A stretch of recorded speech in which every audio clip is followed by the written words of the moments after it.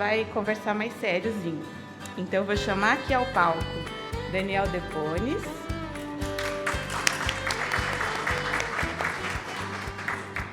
Maria Júlia Azevedo, Daniel Debones da Fundação Lema, Maria Júlia do Unibanco. Tem as plaquinhas agora. Ah, obrigada. E, cadê? Quem que eu esqueci? E a Ângela. Ângela Dânima do Itaú Social. Primeiro, são todos parceiros do SEIP. Desde quando? Desde quando a gente era pequenininho. Então, todos, até agora. A gente tem muito orgulho dos nossos parceiros. Vou pedir, vocês podem sentar. Tem uma plaquinha. Os nomes de vocês. Certinho. E eu vou sentar agora também. Gente, até estranho eu sentar, mas peraí. Eu preciso desligar. A gente vai conversar agora. Oi. Vocês me ouvem? A gente vai ter uma conversa. É uma conversa séria? É uma conversa chata? Não, porque senão nem ia estar aqui. Não é uma conversa chata. Mas a gente vai falar de umas coisas importantes, que é a educação e pandemia. E aí a gente tem essas 3 pessoas incríveis aqui. Cada uma vai falar de um tema que, obviamente, a gente pensou, escolheu. Não dava para falar sobre tudo, a gente queria falar sobre tudo, mas daí o aniversário ia ter 5 anos, então não dava. E a gente vai começar assim. Eu vou fazer uma pergunta para cada um deles, eles vão ter um tempinho para responder. Assim, o tempo aqui está uma coisa meio subjetiva, né? Mas faz de conta que a gente tem um tempo aqui, porque eu só estou vendo Marcos, Cris estão me olhando, falando, nossa, a Ariana jogou o tempo para cima. Joguei. Mas eles estão me pondo no caminho. Então, pergunta para a Ângela, pergunta para a Maju. Gente, já comecei a chamar de Maju. É melhor. Ai, que bom. Adorei. E para o Daniel também. E aí, depois, eu vou fazer uma pergunta que os 3 vão responder. Porque é muito legal ouvir a perspectiva de uma pergunta a partir de 3 vozes muito diferentes, muito parceiras, obviamente, do SEIP, mas que olham a educação nas suas instituições de ângulos diferentes. Então, vamos lá. Quanto tempo eles têm para cada pergunta? Para cada resposta? 10 minutos. Quem vai controlar isso? As menininhas ali. Porque eu, se deixar, vou embora. A gente vai começar com você, Ângela. Como que a gente... Para não sair fazendo a pergunta direto, eu vou dar uma contextualização para vocês, só para a gente saber do que a gente está falando. Fui eu mesma que peguei essas contextualizações. Tá? Então, se alguém falar, nossa, você está viajando. Não, isso veio da TIC Educação 2021. Tá? Bom, vamos falar um pouquinho de uso de tecnologias na educação no contexto da pandemia. 2 estatísticas muito diretas. Antes da pandemia, a gente tinha 2 em cada 10 escolas no Brasil que ofertavam algum tipo de atividade e conteúdo pedagógico para os alunos em uma modalidade à distância, não presencial. E tínhamos 28% das escolas na região Sudeste e 63% das escolas na região Norte que não adotaram nenhuma medida para a continuidade das atividades educacionais durante a pandemia. Então, a gente está falando de 3 em cada 10 na região Sudeste e de 6 em cada 10 na região Norte. Bom, ao mesmo tempo, a gente observou muita criatividade na escalabilidade de uso de tecnologia na educação, seja por estudantes, seja por professores. A gente ouviu muito sobre isso. E notamos também muitas dificuldades na incorporação do uso de tecnologias do ponto de vista pedagógico, ou seja, não simplesmente abrir o Google e procurar alguma coisa, não, mas incluir isso no processo pedagógico. Então, o que eu queria ouvir de você, Ângela, o que a gente já sabe e quais outros caminhos possíveis para escalar o uso pedagógico de tecnologias na educação e, particularmente, nas escolas? Primeiro, boa tarde. Celebrar esses 5 anos, parabéns para essa equipe toda e dizer que eu virei sua fã, tá? Desculpe, mas virei sua fã. Cláudia perdeu o posto, viu? Ariana, eu acho que Uma resposta objetiva para essa pergunta talvez seja a resposta do 1 milhão. É difícil, né? Acho que é 1 milhão de dólares, não 1 milhão de reais, tá? Devido à taxa de câmbio, considerando a casa que eu represento aqui. Mas eu acho que a gente aprendeu muito. E para procurar ficar dentro dos meus 10 minutos, e eu tenho uma cola aqui, para poder não esquecer do que eu preciso falar com vocês todos. Cola é tão bom, gente, ótimo, ajuda. Maravilhoso. Eu não estou respondendo a e-mail, tá? É celular, mas é uma cola. Você trouxe um ponto que eu acho que é extremamente relevante. Quando você compara regiões, e se a gente pegar outras estatísticas, comparando populações de nível socioeconômico e de raça, etnia, a gente vai ver essa desigualdade mais ainda escancarada. Ela já existia, sem dúvida, mas a gente não tinha as evidências claras e agora a gente tem. E quando a gente ilumina evidências, a gente não pode não fazer nada com elas. A gente tem que trabalhar com elas.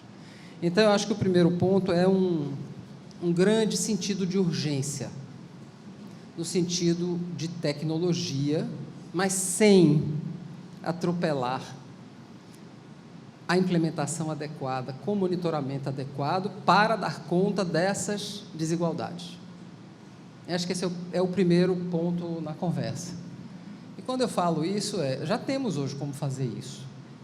Nós temos hoje levantamentos importantes que foram feitos em relação a habilidades e competências de professores em relação ao uso de tecnologia.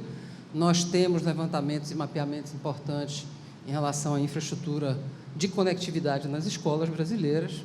É ruim, é péssima. A média de velocidade das escolas brasileiras é de 2 megabits por segundo, quando o patamar inferior do regular é 20 megabits por segundo. Eu vou aqui dizer que temos um aprendizado enorme no que vocês mencionaram, que é a importantíssima ação do CEIP para celebrar novamente nesses 5 anos, do OTEC, que entra nessa parceria do IEC e do BNDES, junto conosco, a Fundação Lehman e nós, e o BNDES e outras empresas, que foi atropelado pela pandemia, atrasou, mas a quantidade de aprendizagem que se teve ali para aprimorar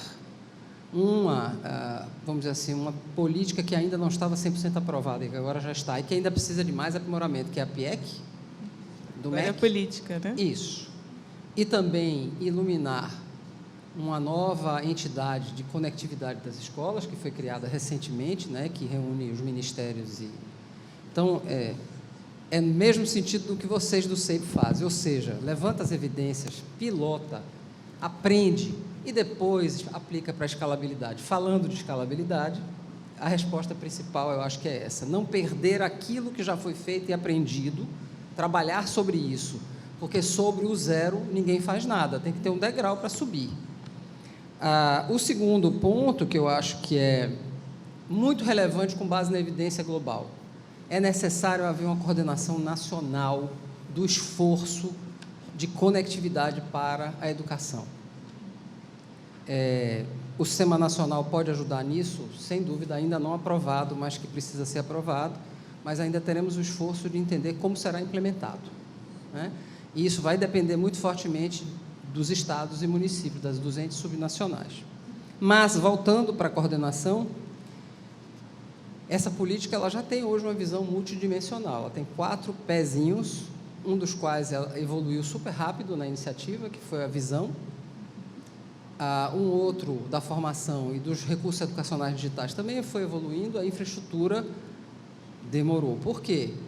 Principalmente por questões burocráticas, por não termos processos nas estruturas de governo mais ágeis para compras licitadas, não temos atas de preço, tecnologia é algo que precisa de agilidade. E, por esse motivo, eu parabenizo também aqui a Fundação Lehman por ter tomado a iniciativa numa coalizão que fazemos parte juntos também de tecnologia com a parte de infraestrutura. Não esquecer essas dimensões. E tivemos um parceiro, o CIEB, também, para ajudar. Isso, vou chegar já lá. Foi bom você lembrar. O CIEB é que inspira tudo isso. O CIEB é que nos traz os mapeamentos de escolas, o CIEB é que nos traz a capacidade dos professores, dos gestores. o CIEB é que gere essa coalizão de tecnologia e que tem parceiros independentes. O Conselho Nacional está lá, de Educação, a Undime está lá, pessoas, inclusive, que não estão ligadas à instituição e que é importante para fins de educação que a sociedade esteja inteira junta trabalhando nisso. Bem lembrado, Mariana. Está vendo porque eu sou fã? Agora, a implementação dessa coordenação nacional, de uma política de conectividade, também é bom lembrar, precisa estar articulada com os estados e municípios, né?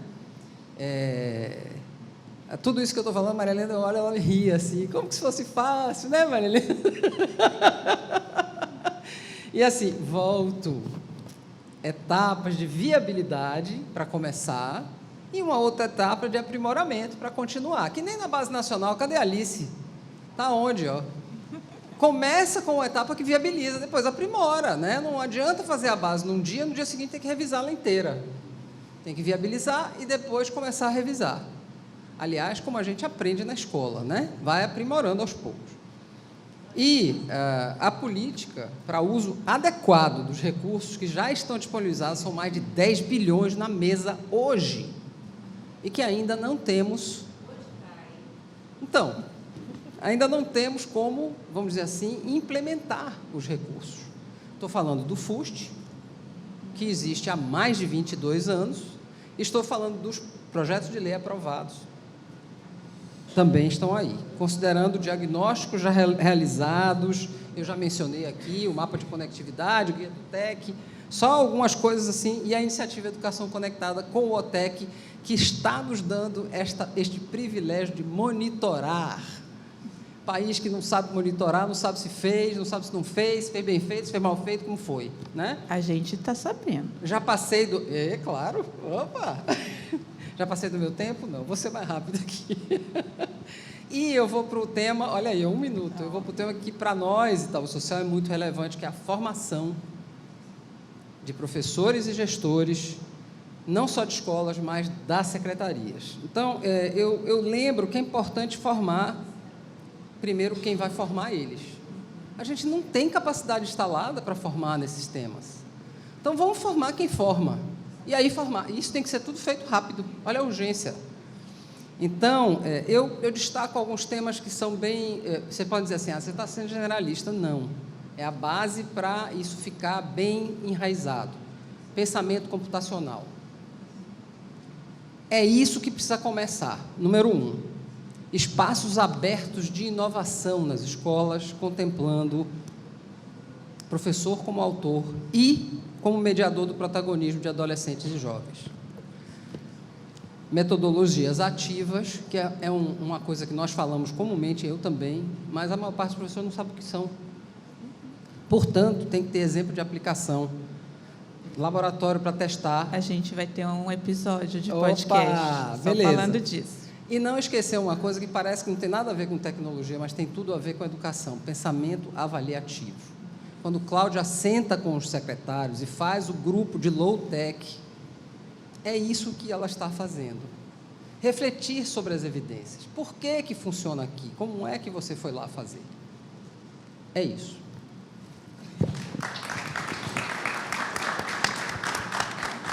Obrigada, Ângela. Gente, vou quebrar o protocolo 1 segundo, porque a gente falou muito de OTEC, de uso de tecnologia, e toda a minha equipe do OTEC está aqui. Eu sou a coordenadora do OTEC, Yara, Pedro, Isa, Vitória e Patrícia. Pode levantar, gente, para receber aplausos.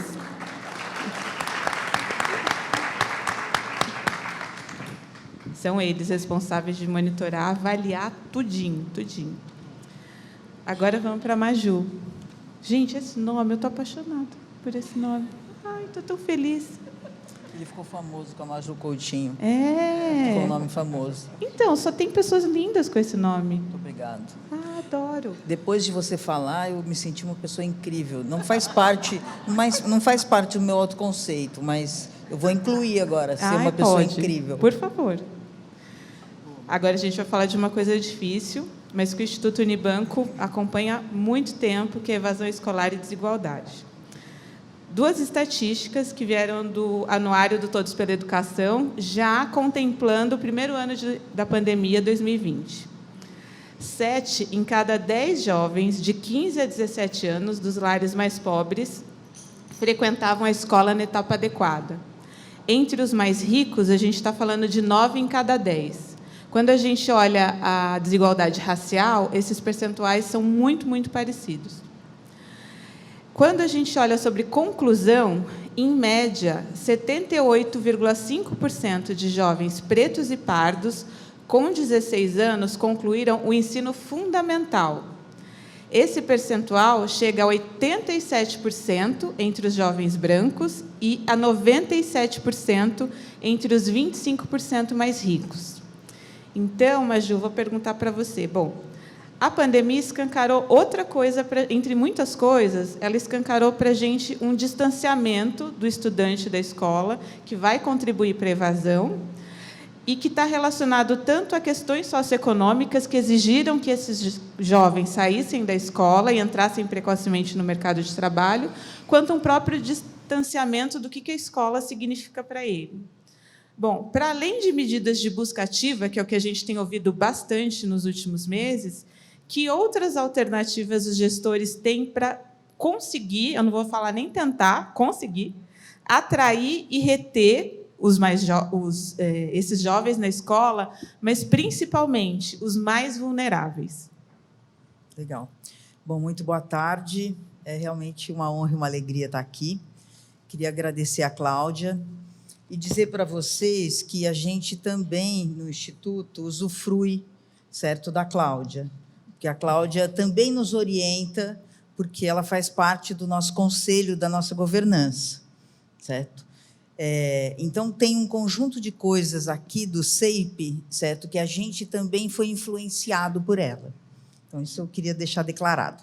A outra coisa, eu queria dizer que o Ricardo Henriques, que é o nosso superintendente, ele não pôde estar presente hoje, então eu estou representando, mas ele reconhece que o CEIP, né, o nosso investimento no CEIP, certo? Ele tem a ver com valorizar essa perspectiva de criar institucionalidade de mediação, certo? Conectada com o valor da política pública, o valor no sentido daquilo que ela realiza, certo? Então, assim, o CEIP, com 5 anos, nós estamos aqui reconhecendo essa identidade, certo? Um conjunto de coisas, de atributos, foi aqui colocado à disposição para que a gente saiba, veja o que foi esses 5 anos do CEIP. Então, eu queria conectar isso com essa perspectiva de, para além da busca ativa, certo? Que outras coisas, certo? Por que essa conexão? Porque acho que tem uma questão identitária, certo? Hoje, presente, quando a gente está falando da educação de crianças, adolescentes e jovens, muito relevante. E que acho que a pandemia fez um certo presta-atenção em relação a isso, certo?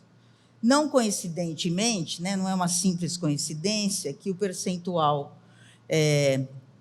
quando você fala do percentual de jovens, aí, de crianças e jovens, que se distanciou da escola, é muito parecido, certo? Quando a gente está falando dos mais vulneráveis e a gente está falando de negros, certo? Essa não é uma simples coincidência, certo? Então, acho que está posto para a gente um certo desafio, ou seja, uma visibilidade em relação a essa questão e uma convocação, certo? Para que, concretamente, a gente faça um enfrentamento dessa questão. Eu vou conectar isso um pouco com a experiência do Instituto e o conjunto de coisas que aqui eu vou trazer, ele tem a ver com aprendizado, certo? com a política pública, com o aprendizado com os estados, com o aprendizado com as secretarias de educação, certo?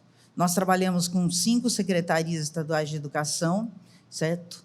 E aprendemos cotidianamente, certo? Com os profissionais que lá estão, com os secretários, certo? E com essa conexão, tá certo?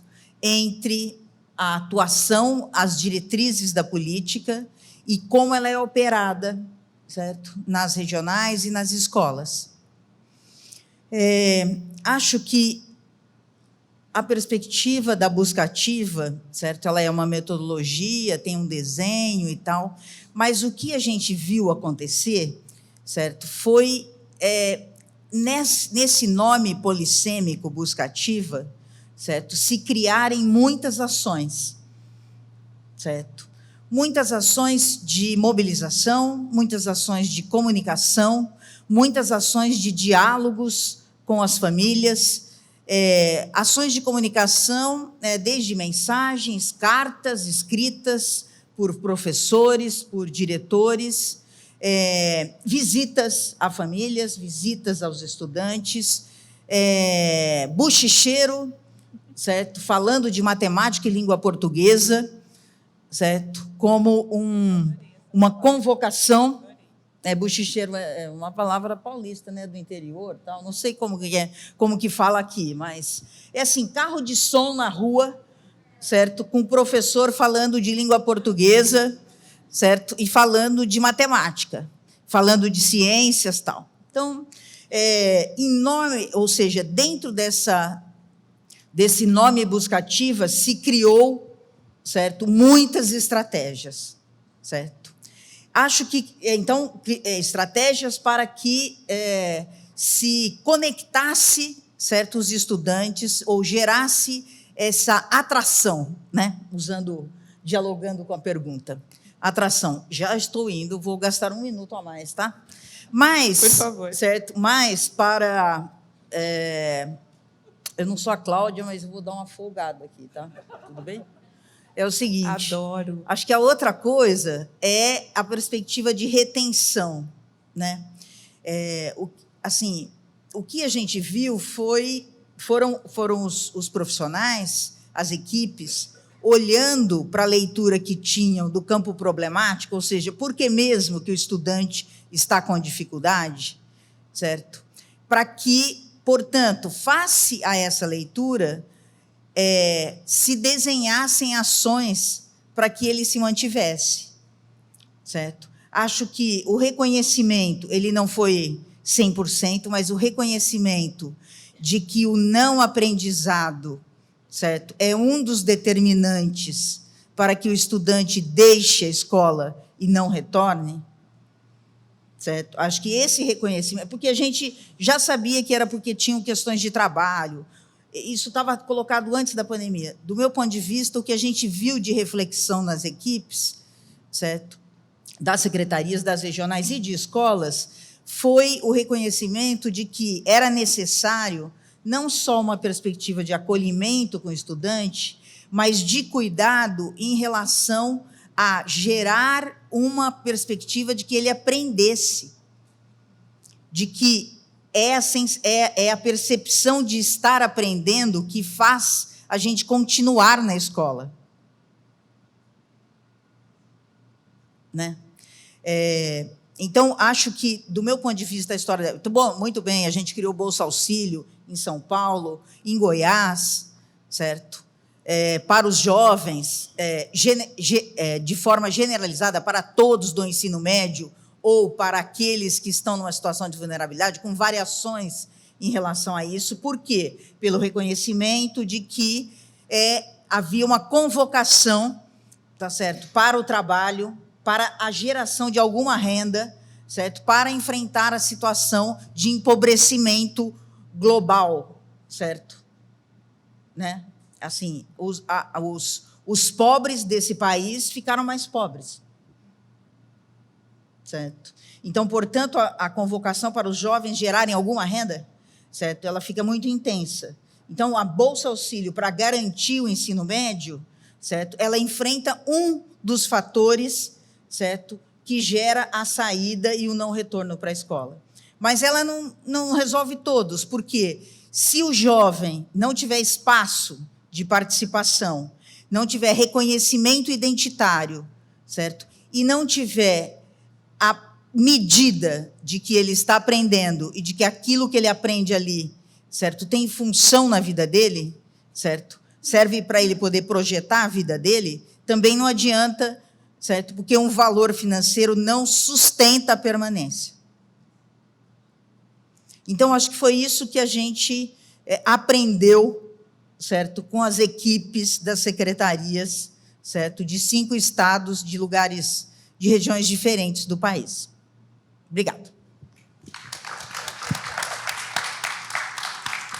Obrigada, Maju.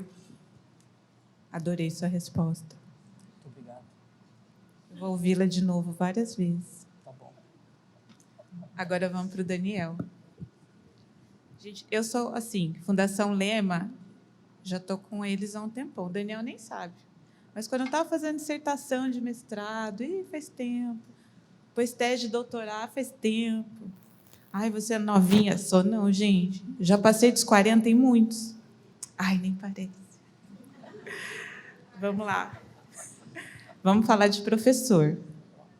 Por que de professor? Porque eu estudo professor, Fundação Lema trabalha com professores, tem o Conectando Saberes, muita coisa boa para falar. Mas os professores também estiveram no centro durante a pandemia. Então, 2 indicadores aqui do Instituto Península, que é uma outra fundação, como a Cláudia bem falou, a gente tem muitas fundações trabalhando com temas super importantes e de forma colaborativa, isso é muito legal. Durante a pandemia, os professores... Foi uma pesquisa que o Instituto Península fez com professores de educação básica entre maio de 2020 e setembro de 2021. Então, uma pesquisa que pegou todo esse tempo de pandemia. E o que eles identificaram? Um aumento de 20 pontos percentuais na percepção dos professores em se sentirem sobrecarregados com as atividades educacionais. Ao mesmo tempo, essa pesquisa mostra também, que foi algo que foi positivamente escancarado pela pandemia, que o maior envolvimento das famílias é a principal estratégia para incentivar a motivação dos estudantes, que vai muito combinando com isso que a Maju falou, de como que a gente atrai e retém. Tem esse papel importante das famílias. Então, bom, como eu falei, os professores estiveram no centro dessas mudanças que ocorreram durante a pandemia, sejam pelas próprias famílias entendendo o papel dos professores a partir das aulas online, seja valorizando o processo de aprendizado. Então, o que eu queria de você, aqui nessa nossa conversa, que boas práticas que a gente pode citar como aprendizado e que poderiam ser incorporadas em contextos de formação continuada de outras redes. Aqui a gente está sempre falando de boas práticas. A Cláudia gosta bastante disso. Como que a gente pode aprender com quem está fazendo e com quem está fazendo direitinho? Ou seja, que a gente poderia tornar, e acho que essa é a palavra do momento aqui para o SEIP, escaláveis. Então, eu queria que você contasse um pouquinho para a gente.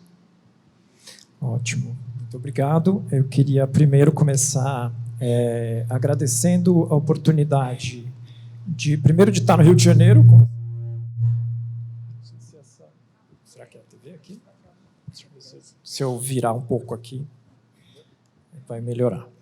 Mas é um prazer muito grande estar no Rio, estar aqui com vocês numa celebração de uma instituição que a gente acredita tanto o trabalho, que é a do SEIP, e com você, Cláudia, que é uma inspiração, assim, pessoalmente para mim, profissional, pessoal, acho que desde muito tempo na minha carreira, desde discutindo gestão pública lá na Getúlio Vargas, trabalhando com o Alexandre Schneider lá na educação em São Paulo, e a gente já trocou muito com você na época também, com muitas referências e tal, e hoje a gente está próximo nesse trabalho que é um impacto incrível, né? Quando a gente vê aqui no vídeo, né, o impacto que o SEIP tem, eu não tenho nenhuma dúvida de que o debate público sobre educação no Brasil ele está hoje num outro patamar, com uma influência muito grande do SEIP nesse processo. Assim, seria outro nível de debate que a gente teria sem o SEIP, assim, né? Nenhuma dúvida disso.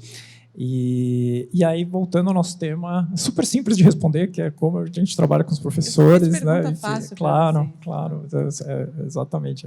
Mas eu queria só começar, antes de falar de boas práticas, talvez trazer um pouco, acho que é muito provocativo, né, a gente começar essa conversa sobre as questões de aprendizados, de boas práticas, falando do professor. Eu costumava brincar quando a gente estava na Secretaria de Educação, né? Às vezes a gente tem aquela ilusão do controle quando você está num gabinete, né? Discutindo políticas e tal, de que assim, é assim que vai acontecer e tal. E às vezes era bom lembrar de tipo, olha, quando o professor fecha a porta da sala, é com ele. Ele vai dar aula que ele acredita que ele quiser, no limite, né? Então, como a gente lida e como a gente ajuda o professor a resolver também os dilemas que estão colocados para ele, né? E aí eu queria só começar trazendo alguns fatores que às vezes a gente perde um pouco da dimensão do que é a realidade da estrutura, inclusive de carreira de professor no Brasil, né? Tem uma pesquisa recente, por exemplo, sobre os professores de Fundi 2, Gabriela Moricone, com outros pesquisadores publicaram no fim do ano passado. 60% dos professores brasileiros de Fundi 2 se dividem em mais de uma escola, né? Que algo, a gente fala muito da educação integral do ponto de vista do aluno, mas tem a educação integral do ponto de vista do professor. Ele tem que estar integralmente na escola. Não existe caso de países que conseguiram desenvolver a sua educação sem essa dedicação integral do professor na escola, porque é isso que vai garantir aquele tempo adicional que ele pode se formar ali em serviço, que ele pode trocar com outros professores, que ele pode assumir outras funções, conhecer melhor os alunos. E a gente ainda vive com essas carreiras muito fragmentadas, especialmente a partir do Fundamental 2, em que esses professores se dividem em 2, 3 escolas, mais de uma rede, dá aula na municipal, dá aula na estadual. E, gente, aí não tem formação continuada, não tem política que a gente possa fazer que vai contribuir para o aprimoramento de um professor que está nessa loucura, né? Então, e às vezes a gente perde um pouco a dimensão do quanto isso representa em termos da realidade concreta que a gente tem nas escolas no Brasil, né? A mesma coisa no que diz respeito, por exemplo, ao número de professores temporários que a gente tem hoje no Brasil e nas redes estaduais, especialmente, e o quanto a gente faz eu acho que a gente fica um pouco em negação, sinceramente, em relação a esse tema, porque é um tema tão complexo, que mexe com a carreira do professor, como lidar com esses professores, que muitas vezes, do ponto de vista legal, não podem seguir, né? Então, como você faz uma formação de um professor que daqui a pouco não vai poder mais estar atuando naquela escola ou naquela rede? Então, tudo isso gera rupturas, descontinuidades que atrapalham muito esse processo da formação continuada, como a gente estava conversando aqui. E aí, um ponto que eu queria trazer antes de falar especificamente da formação, que eu realmente acredito que é o maior favor que a gente podia fazer para os professores no Brasil, que é garantir que as políticas sejam coerentes na ponta. Porque isso gera uma dificuldade para o professor enorme, e a gente não se dá conta do nível de fragmentação, às vezes, que as políticas educacionais têm no Brasil. Se a gente olhar, né, e hoje a gente tem uma base nacional para orientar isso, né? Nós temos a base nacional curricular que deve ser o eixo para que a gente consiga garantir essa coerência entre todos esses elementos. Mas hoje a gente ainda está num estágio em que a avaliação, por exemplo, não conversa com o currículo. A gente está vendo que as matrizes do SAEB, né, prometidas há muito tempo, e a gente ainda não tem matrizes alinhadas à BNCC. O PNLD, os editais do livro didático, também não estão garantindo esse alinhamento ainda. E, com isso, o livro que chega na sala de aula, que o professor vai lá utilizar, não está alinhado ao currículo que ele tem que seguir, a avaliação também não está alinhada e a formação que ele recebe, muitas vezes, também não está, né? Então, a gente mensurou isso. A gente fez, ano passado, uma pesquisa com o LEPES, lá de Ribeirão Preto, mensurando a percepção de coerência dos professores.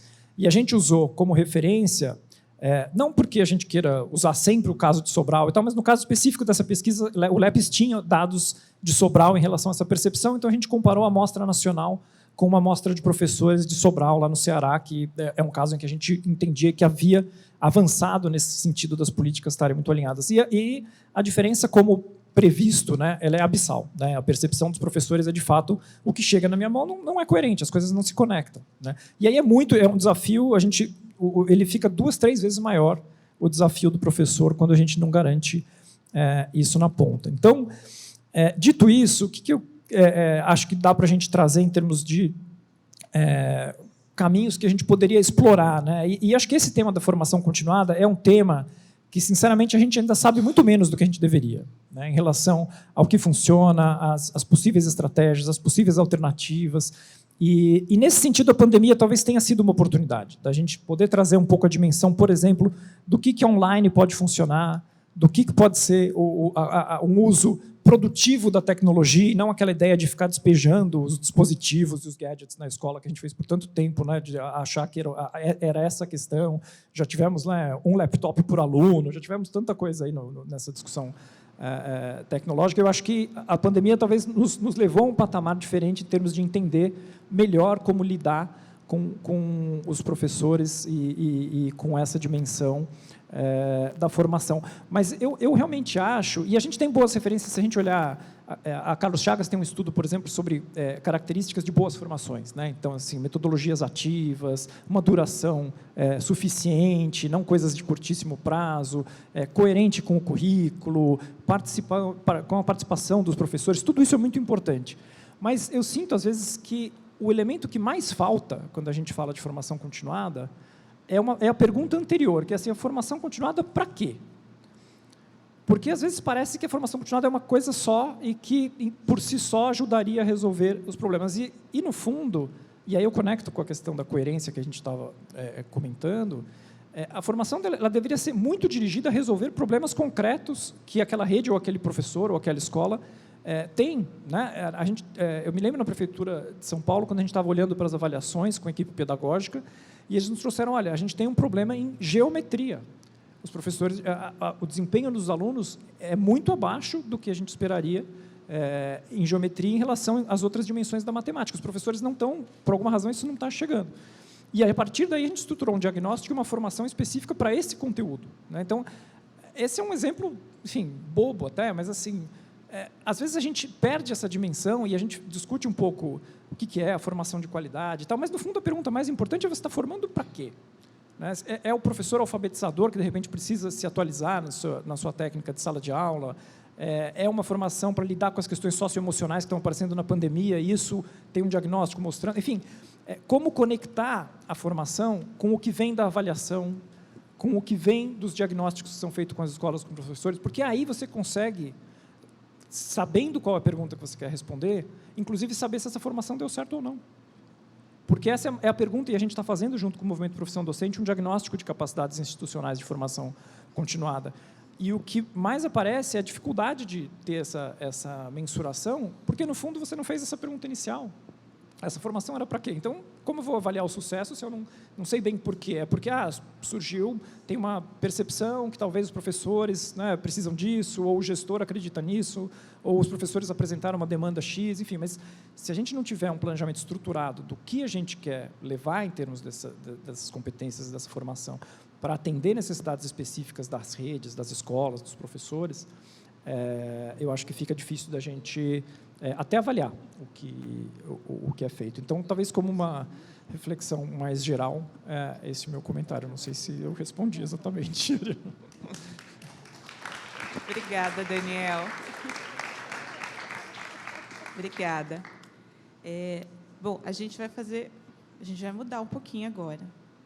Como eu já joguei tudo para cima mesmo, a gente joga de novo tudo para cima. Bom, primeiro eu vou agradecer assim, muito a Ângela, Dânima, Maju e Daniel, e vou ligar com o que a gente que vai acontecer na próxima mesa. Então, eu vou deixar meio uma pergunta no ar, mas que vai ser o trabalho da Maria Helena e da Cláudia e do José Brito, que vai mediar essa mesa, que vai ser incrível também. Gente. Luiz Miguel também. Obrigada. Obrigada.